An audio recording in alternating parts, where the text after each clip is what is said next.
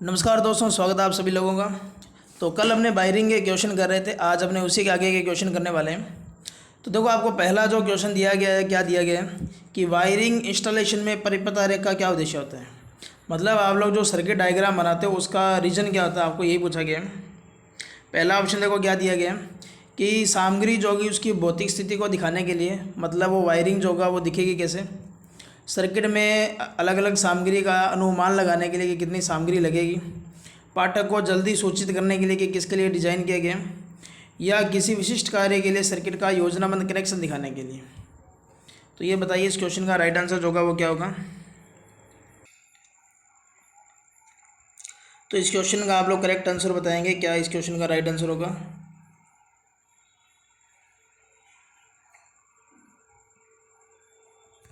तो इस क्वेश्चन का जो राइट आंसर होगा वो क्या होगा, देखिए यहाँ पर इस क्वेश्चन का जो राइट आंसर होगा वो डी होगा, कि किसी विशेष काम के लिए ये पूरा को दिखाने के लिए कि सर्किट जो होगा वो किस तरीके से काम करेगा। तो इस क्वेश्चन का राइट आंसर होगा वो डी होगा। अगला क्वेश्चन देखिए।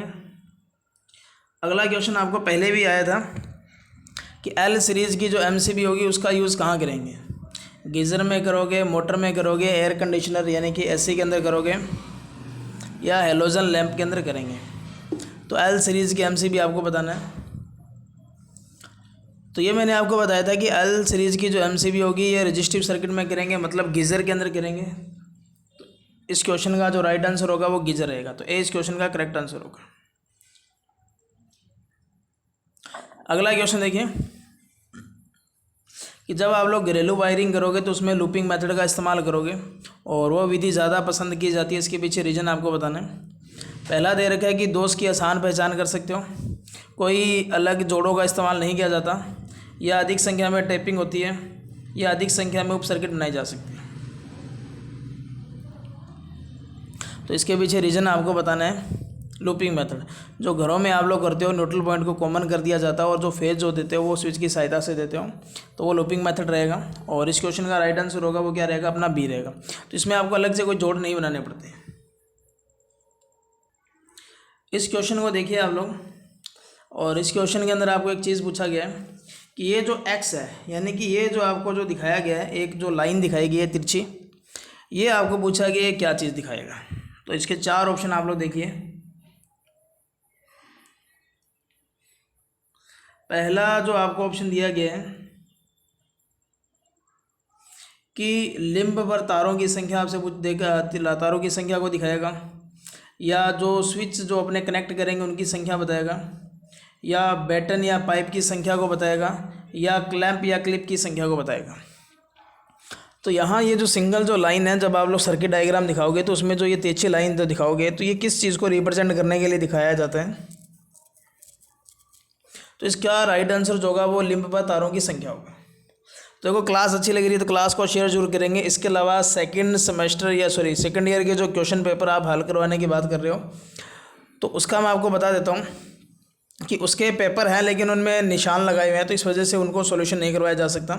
अगर किसी के पास बिना जो निशान लगाए अगर क्वेश्चन पेपर है तो आप लोग हमें जो व्हाट्सएप नंबर दिया वहाँ पर मेरे को सेंड कीजिए और आपको उसका पूरा सॉल्यूशन करवाया जाएगा। अगला क्वेश्चन देखिए।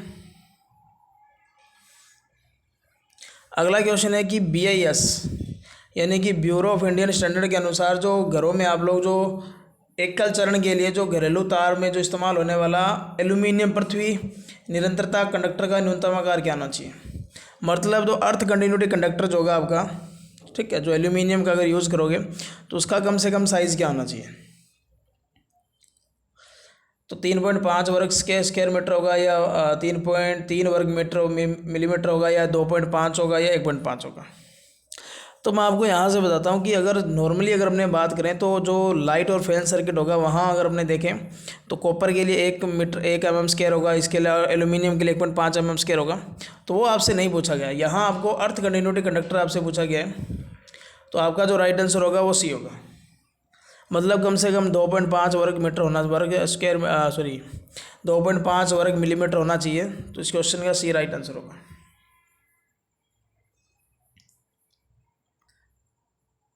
इस क्वेश्चन को आप लोग देखिए, और आपसे क्या पूछा गया है, ठीक है।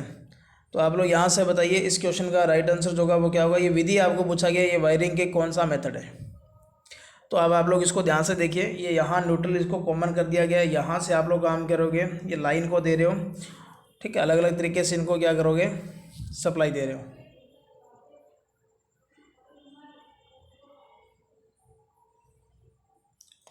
पहला जो ऑप्शन आपको दिया गया है वो जॉइंट बॉक्स मेथड होगा, दूसरा दे रखा है looping back method, looping back विधि होगी, और बाकी के ऑप्शन और देखते हैं। जो बाकी के दो ऑप्शन है उसमें दे रखा है कि फ्लैट सीलिंग रोज का उपयोग करके लूपिंग मेथड होगा, दूसरा तो दे रखा है कि फ्लैट सीलिंग रोज का उपयोग करके लूपिंग विधि होगी। दो फ्लैट सीलिंग रोज, ठीक है, ऊपर वाले में 3 फ्लैट सीलिंग रोज है।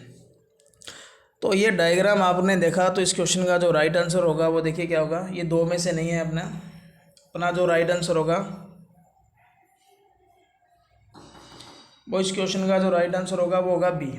यानी कि ये जो आपको दिखाया गया है, मैंने अभी आपको बताया भी था कि जो लूपिंग विधि होगी उसमें न्यूट्रल पॉइंट को सीधा दिया जाता है, कॉमन करके दिया जाता है, और जो अपना फेज जो होगा उसको आप लोग क्या करोगे, स्विच की सहायता से कंट्रोल करोगे। तो इस क्वेश्चन का बी राइट आंसर होगा। अगला क्वेश्चन देखिए। अगले क्वेश्चन का आप लोग डायग्राम देखिए, और फिर आपसे पूछा गया है कि ये जो डायग्राम आपको दिखाया गया किस वायरिंग का है।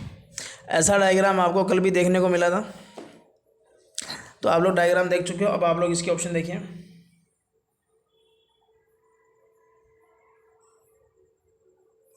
तो पहला ऑप्शन दे रखा है स्टेयरकेस वायरिंग है, मतलब सीढ़ियों की वायरिंग होगी, गोडाउन वायरिंग होगी, हॉस्टल होगी या टनल वायरिंग होगी।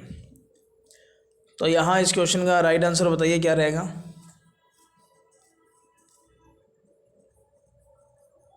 तो इस क्वेश्चन का अगर हमने बात करें, जो राइट आंसर होगा वो होगा सीढ़ियों की वायरिंग, और इसके अंदर आपको ये जो दिखाए गए हैं ये 2 वे स्विच है, और इसमें 2 2 वे स्विच का इस्तेमाल किया जाता है। इस क्वेश्चन को देखिए, आपको दिया गया है which is the type of wiring, यानी कि आपको वायरिंग का प्रकार आपसे पूछा गया कि वायरिंग का प्रकार कौन सा है। क्वेश्चन को थोड़ा सा ऊपर कर देता हूँ, ठीक है। अब आप लोग देखिए, ये वायरिंग का आपको प्रकार पूछा गया किस प्रकार की वायरिंग है। तो यहाँ CTS वायरिंग होगी, क्लेट वायरिंग होगी, PVC कंड्यूट होगी या PVC कैसिंग कैपिंग वायरिंग होगी। तो ध्यान से देखिए और इस क्वेश्चन का आंसर बताइए। और ये आप लोग यहाँ से देख पा रहे हो कि इस तरीके से ये आपको क्या दिखाई दे रहे हैं, यहाँ से आप लोग आइडिया लगा सकते हो। तो ये जो आपको डायग्राम दिया गया है क्लीट वायरिंग का होगा, जो सरफेस पर की जाती है, और ये सबसे अस्थायी वायरिंग होगी या सबसे असुरक्षित वायरिंग होगी। तो इस क्वेश्चन का भी राइट आंसर होगा।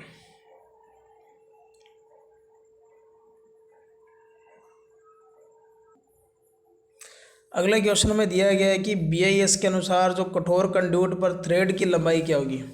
थ्रेड का मतलब यहाँ चूड़ियाँ रहेगा, तो 9 mm से 20 mm के बीच में होगा, 11 mm से 27 mm के बीच में होगा, 13 से 25 होगा या 15 से 30 mm होगा। और सभी स्टूडेंट क्लास को लाइक ज़रूर करेंगे। अगर आपकी जो समस्या जो थी सेकेंड ईयर के जो क्वेश्चन पेपर है उनका अगर समाधान हुआ तो हम लोग ज़रूर आपका इस समाधान का निवारण, इस समस्या का निवारण करेंगे, ताकि आपको क्वेश्चन पेपर जो है वो अपनी परीक्षा के लिए ज़रूर मिले, किस तरीके के क्वेश्चन पूछे जाते हैं। तो इस क्वेश्चन का जो राइट आंसर होगा वो 11 mm से 27 mm इस क्वेश्चन का राइट आंसर होगा।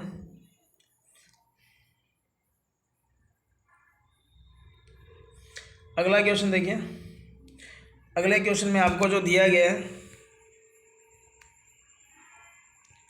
वो दिया गया है कि गैस टाइट विस्फोटक स्थापना के लिए किस प्रकार का कंड्यूट का इस्तेमाल किया जाता है।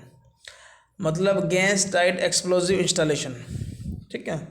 मतलब आपको काम क्या करना है कि गैस अगर किसी पाइप के अंदर फ्लो करवानी है तो वहाँ आप लोग जो पाइपें यूज़ करोगे वो किस प्रकार की पाइपें यूज़ करोगे। वो लचीली कंड्यूट होगी, रिजिड स्टील कंड्यूट होगी, मतलब कठोर इस्पात कंड्यूट होगा, कठोर अधात्विक कंड्यूट होगा, या लचीले अधात्विक कंड्यूट का इस्तेमाल करेंगे। तो यहाँ से लाइन को थोड़ा सा पकड़ने का प्रयास कीजिए कि गैस टाइट विस्फोटक स्थापना में किस प्रकार के कंड्यूट का इस्तेमाल किया जाता है। तो इस क्वेश्चन का जो राइट आंसर होगा वो होगा कठोर इस्पात जो होगा इसका यूज़ करेंगे, तो बी इस क्वेश्चन का राइट आंसर होगा। अगला क्वेश्चन आपको जो दिया गया है, अगले क्वेश्चन में आपको सर्किट ब्रेकर है उसका काम पूछा गया है कि सर्किट ब्रेकर जो होगा वो काम क्या करेगा। तो पहला ऑप्शन दे रखा है कि जो सामान्य स्थिति में संपर्क को बनाएगा और असामान्य स्थिति में संपर्क करेगा, 2 नंबर ऑप्शन। तीसरा दे रखे कि असामान्य स्थिति में स्वचालित रूप से तोड़ेगा या असामान्य स्थिति में भौतिक रूप से संपर्क तोड़ेगा। बहुत ही अच्छा क्वेश्चन है, आपको दो वाले ऑप्शन भूल जाने हैं, इन दो में से आपका राइट आंसर होगा। बताइए इस क्वेश्चन का राइट आंसर क्या होगा। यानी कि असामान्य स्थिति, असामान्य स्थिति का मतलब ये होगा कि जब फॉल्ट आएगा, ठीक है, या तो ओवरलोड होगा या शॉर्ट सर्किट होगा। फिर इसको दो ऑप्शन देखो आपको, एक तो दे रखा है स्वचालित यानी कि ऑटोमेटिक तोड़ेगा या भौतिक रूप। भौतिक रूप का मतलब आपको उसको ऑपरेट करवाना पड़ेगा या अपने आप हो जाएगा। तो आपको सर्किट ब्रेकर जो होता है आपको पता है कि इसको ऑटोमेटिक ऑपरेट होना चाहिए, तो यानी कि स्वचालित रूप से इसको तोड़ेगा। तो आपका जो आंसर होगा वो सी इसका राइट आंसर होगा।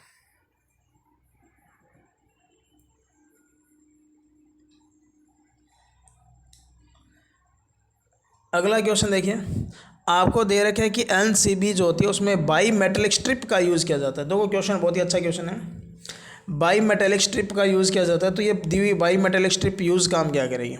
इसके अलावा आपने इसका यूज़ आपने देखा होगा प्रेस हीटर गीज़र ओवन में भी किया जाता है जो ऑटोमेटिक ऑन ऑफ होते हैं। इसके अलावा ट्यूबलाइट का जो स्टार्टर होता है उसमें भी यूज़ किया जाता है। तो पहला दे रखा है कि ओवरलोड से प्रोटेक्शन देगा, दूसरा शॉर्ट सर्किट से प्रोटेक्शन देगा, ओवर वोल्टेज से देगा, या अर्थ लीकेज होगा उससे प्रोटेक्शन देगा। बहुत ही कॉमन सेंस वाला ये क्वेश्चन है, तो आप लोग बताइए।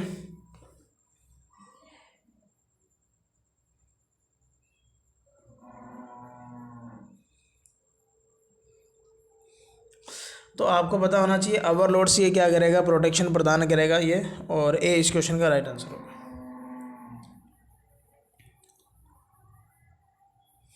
अगला क्वेश्चन है कि वाट आवर जो अपना दे रखा है ईएलसीबी का दे रखा है, sorry reduced current circuit breaker यानी आरसीसीबी का दे रखा है। अवशिष्ट धारा सर्किट ब्रेकर जो होगा उसके द्वारा कौन सी सुरक्षा प्रदान की जाती है। प्रोटेक्शन फ्रॉम द शॉक यानी कि झटके से सुरक्षा देगा, ओवरलोड से देगा, शॉर्ट सर्किट से देगा, या लीकेज करंट से सुरक्षा प्रदान करेगा।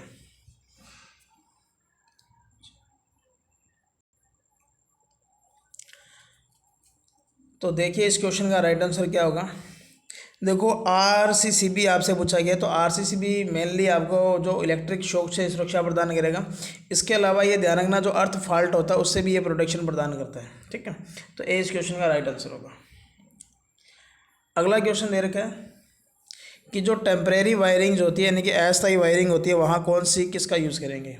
क्लीट का यूज़ करोगे, कंसील्ड का यूज़ करोगे, पीवीसी कंड्यूट का करोगे, मेटल कंड्यूट का यूज़ करोगे। तो बहुत ही अच्छा ये क्वेश्चन है, तो आप लोग बताइए इस क्वेश्चन का राइट आंसर जो होगा वो क्या होगा। कि पीवीसी कंड्यूट का करेंगे, मेटल का करेंगे, क्लीट का करेंगे, या कंसील्ड वायरिंग का करेंगे। तो आपको पता है कि जो अस्थायी होगा जिसका इस्तेमाल आप लोग कुछ समय के लिए करोगे, और ये जो वायरिंग होगी आपकी क्लीट वायरिंग होगी, ये सबसे सस्ती होगी। इसके अलावा ये सबसे असुरक्षित वायरिंग होगी।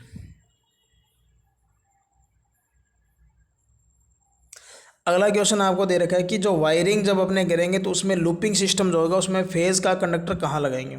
मतलब फेज़ जो होगा, ठीक है, फेज़ जो होगा उस कंडक्टर को कहाँ लगाएंगे। स्विच बॉक्स में लगाएंगे, जंक्शन में लगाएंगे, डिस्ट्रीब्यूशन बॉक्स में लगाएंगे, या सॉकेट कनेक्शन में लगाएंगे। मतलब आपको फेज़ कंडक्टर आपसे पूछा गया कि फेज़ चालक को कहाँ लगाएंगे। सिंपल क्वेश्चन है। तो बिल्कुल यहाँ इस क्वेश्चन का राइट आंसर दिया होगा सभी स्टूडेंट ने। तो आपका जो राइट आंसर होगा वो होगा स्विच बॉक्स, यानी कि स्विच बॉक्स जो होगा उसमें लगाएंगे। अगला क्वेश्चन आपको दिया गया है कि बीआईएस के नियमों के अनुसार एक कार्ड बॉक्स में कितने लिंक क्लिप्स पैक किए जाते हैं। कि ब्यूरो ऑफ इंडियन स्टैंडर्ड होगा उसके अनुसार एक अगर आपके पास कार्डबोर्ड है जिसके अंदर ये लिंक क्लिप्स को फिट किया जाता है, तो वहाँ आपको बताना है कि इसमें एक जो कार्ड होगा उसमें कितने लिंक क्लिप्स को फिट किया जा सकता है। तो 50 क्लिप्स होगी, 75 होगी, 100 होगी, या 150 होगी। तो इस क्वेश्चन का जो अपना राइट आंसर होगा वो 100 क्लिप होगी। तो 100 इस क्वेश्चन का राइट आंसर होगा।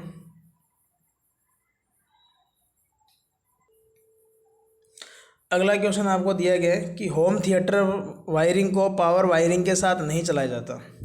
ये आपका क्वेश्चन ऐसा कल भी था, तो आपके इसका रीज़न आपको बताना है कि होम थिएटर के अंदर लीकेज करंट से बचने के लिए करेंगे, उसमें टेम्परेचर को कंट्रोल करने के लिए करेंगे, या ऑडियो वीडियो सिस्टम जो होता है उसमें जो विद्युत का जो हस्तक्षेप जो होता है, इंटरफेरेंस जो होता है उसको रोकने के लिए, या बिजली की आपूर्ति को कम करने के लिए।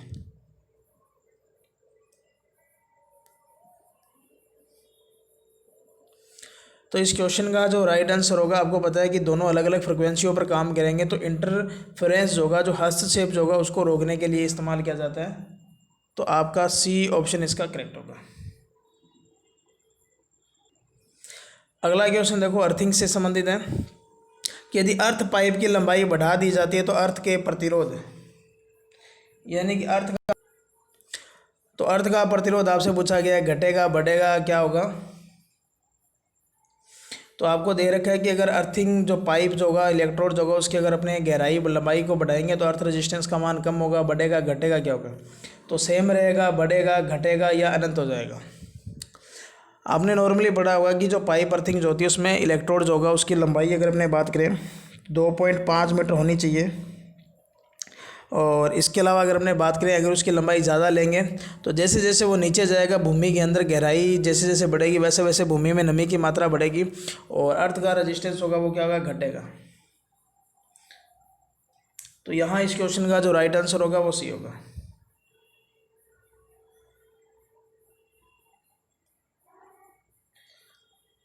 अगला क्वेश्चन देखिए। अगला क्वेश्चन है कि पोर्टेबल उपकरणों को संचालित करने के लिए किस प्रकार के साम का इस्तेमाल किया जाता है? तो सेफ्टी का यूज़ करेंगे, होल्डिंग का यूज़ करेंगे, आउटलेट का यूज़ करेंगे, कंट्रोलिंग का। पोर्टेबल का मतलब ये होता है कि आपको उसको एक स्थान से दूसरे स्थान पर ले जाना है, तो आप लोग किसका यूज़ करेंगे? जैसे मैं आपको बताता हूँ कि जैसे आपने लटकन वाला जो होल्डर देखा होगा, जो अपना देखा होगा उसको, ठीक है, जिसको अपने बोलते हैं एडोप्टर बोलते हैं, जिसके अंदर आप लोग देखा होगा कि उसके अंदर एक होल्डर होगा और उसको लैंप को आप लोग उसको फिट करके रखे होंगे। तो जो पकड़ने वाले जो होंगे योग्य जो सामान जो होंगे उसी को आप लोग क्या कर सकते हो, ठीक है, पोर्टेबल उपकरणों को संचालित करने के लिए इस्तेमाल करोगे। अगला क्वेश्चन देखिए।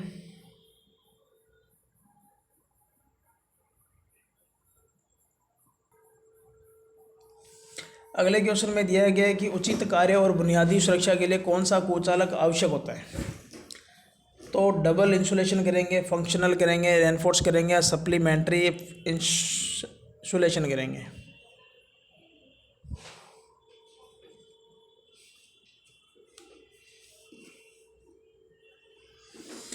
तो यहाँ फंक्शनल जो होगा उसका इस्तेमाल किया जाता है, तो 20 क्वेश्चन का राइट आंसर होगा।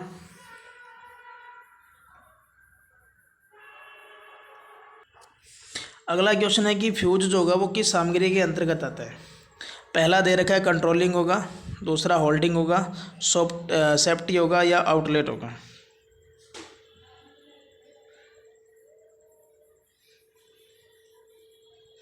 तो फ्यूज जो आपको पता होगा कि ये ओवरलोड और शॉर्ट सर्किट से प्रोटेक्शन प्रदान करता है, तो इसका मतलब किस में आएगा? ये सेफ्टी एसेसरीज में आएगा। तो आपका सी ऑप्शन जो होगा वो करेक्ट होगा। अगला क्वेश्चन आपको ईसीसी का आपको फुल फॉर्म आपसे पूछा गया है। अर्थ कंडक्टर कंटिन्यूटी होगा, अर्थ कंटिन्यूटी कंडक्टर होगा या अर्थ कैरिंग कंडक्टर होगा या अर्थ कंटिन्यूटी केबल होगा? तो ईसीसी का आपको पूरा विस्तार आपको बताना है।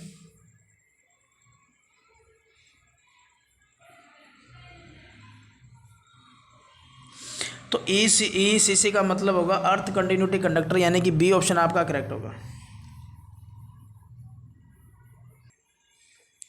अगला क्वेश्चन देखिए।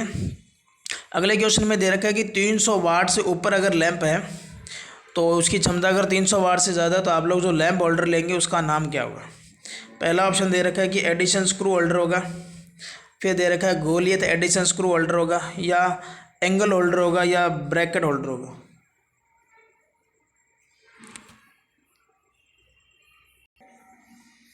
तो इस क्वेश्चन का जो राइट आंसर बताइए क्या रहेगा? एडिशन स्क्रू होगा, गोलियत स्क्रू होगा या एंगल होल्डर होगा या ब्रैकेट होल्डर होगा? तो यहाँ जो होगा गोलियत एडिशन स्क्रू होल्डर लेंगे, यानी कि सी बी ऑप्शन आपका करेक्ट होगा। इसके अलावा जो ब्रैकेट होल्डर होगा जो बायोनेट के होल्डर के अंतर्गत आता है, तो इसका यूज़ 200 वाट क्षमता तक करेंगे, और आपका जो एडिशन स्क्रू होगा इसका इस्तेमाल करेंगे 200 से 300, और 300 से ज़्यादा तो गोलियत स्क्रू होल्डर का यूज़ करेंगे। और एंगल होल्डर भी आपको पता होना चाहिए कि जो ब्रैकेट होल्डर हो गया, एंगल हो गया, स्वीवल हो गया, पेंटेंट हो गया, ठीक है, तो ये सारे बायोनेट के अंतर्गत आते हैं, जिसका यूज़ 200 वाट क्षमता तक के लैंपों के साथ किया जाता है। अगला क्वेश्चन आपको दिया गया है कि AWG होगा, AWG का पूरा नाम आपको बताना है। तो अमेरिकन वायर गेज होगा, अमेरिकन वायर ग्रेड होगा, अमेरिकन वायर ग्रुप होगा, या अमेरिकन वायर गार्ड होगा। सिंपल क्वेश्चन है, बताइए इस क्वेश्चन का राइट आंसर क्या होगा। तो इस क्वेश्चन का जो राइट आंसर होगा वो होगा अमेरिकन वायर गेज होगा आपका, यानी कि पहला जो ऑप्शन होगा वही आपका करेक्ट होगा।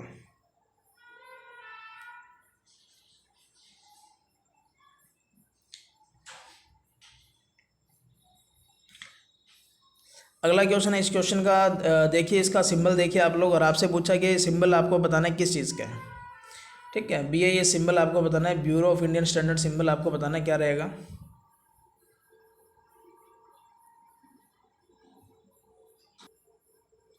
तो आप लोग इस क्वेश्चन का राइट आंसर बताइए। लैंप का सिंबल है, टू वे स्विच का है, इंटरमीडिएट स्विच का है, या मल्टी पोजिशन स्विच का है।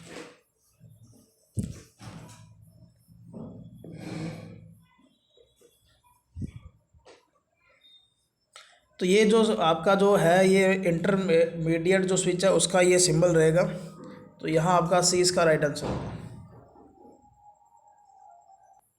तो ये आज के अपने क्वेश्चन थे, 25-30 क्वेश्चन थे, और मिलेंगे कल नेक्स्ट वीडियो के साथ। धन्यवाद। जय हिंद जय भारत। क्लास अच्छी लगी तो क्लास को सभी स्टूडेंट लाइक करके जाएंगे, शेयर करके जाएंगे।